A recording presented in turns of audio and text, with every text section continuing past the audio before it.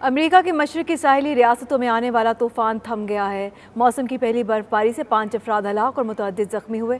मज़ीद तफ़सीलात जानिए वाशिंगटन में मौजूद हमारे नुमाइंदे खुरम शहजाद से। जी खुरम, आगाह कीजिएगा, तूफ़ान और मौसम की सूरत हाल क्या है?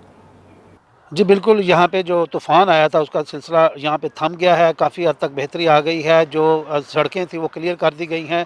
जो डिफरेंट एक्सीडेंट्स हुए और आइस स्लीट रिलेटेड जो इंसिडेंट्स हुए उसके अंदर जो वाक़यात हुए, हम सरकारी दादोशुमार के मुताबिक 5 से ज़्यादा 5 या 6 अफराद जो है उनके हलाक होने की इतलात आई हैं, जबकि मुतअद्दिद अफराद ज़ख्मी हुए इस तूफ़ान के नतीजे में। अभी दर्जा हरारत जो है वो नॉर्मल दर्जा जो सर्दियों का दर्जा हरारत है उसकी तरफ चलना शुरू हो गया है।